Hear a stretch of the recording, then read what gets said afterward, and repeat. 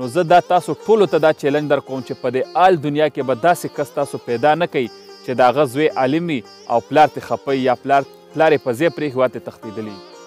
یو څو ورځې مخکې ټول فیسبوک د بادرخان بابا نه ډکو. بادرخان بابا ولې ژړل او څله یې ژړل؟ دا پلار ګرم دی که نه دا بچي ګرم دی؟ په دې یو وړه غوندې کې یو مختصره غوندې کې خبره زما چې څومره ذهن دی د دې ټولو ګرموالی دا دغه پلار دی. وجه درته ښیمه، صبر وکئ. بې تعلیمه پلار او تعلیم یافته بچي، ریزلټ څه شی؟ پلار خفه.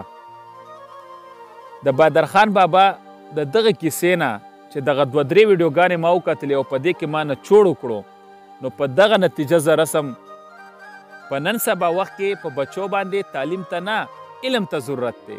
په دې آل دنیا کې به څوک ماته داسې کس پیدا نه کړي چې د هغه زوی عالم وي او پلار یې داسې په نیمه لار کې پرېښی وي.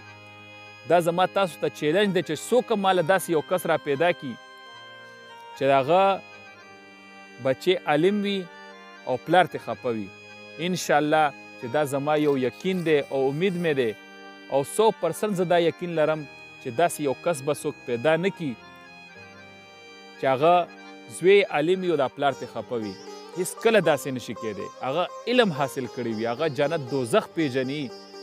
بادرخان بابا د بچو دپاره ډېرې خوارۍ کړي دي، خو افسوس په دې خبره چې علم یې پرې نه دی کړی، تعلیم یې پرې کړی دی او هغه دنیاوي تعلیم یې پرې کړی. که په دې ټولو بچو کې په یو بچي باندې علم کړی وی نو نن به بادرخان بابا داسې په سرو نه ژړلی.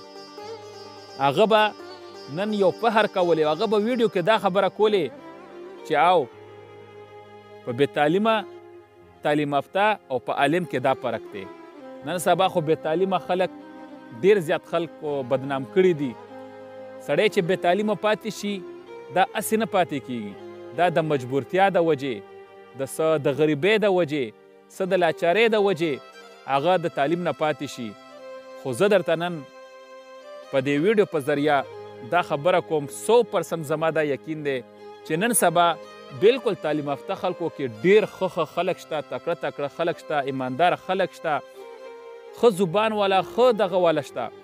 خو د خلکو دا یو ګیله راځي چې سره د تعلیمه خرې نو هغه دغه شانتې خلک وي چې پلار په بچي باندې تعلیم وکړو او دوبۍ ته یې ولېږلو، انګلینډ له یې ولېږلو، جرمني له یې ولېږلو، په هغه باندې چې څومره مال و هغه یې خرچ کړو، هغه ته یې خپله ځواني تباه کړه او په دغه زوی تعلیم وکړو او نن هغه زوی د خپل پلار په نیمه لار پرېږدي.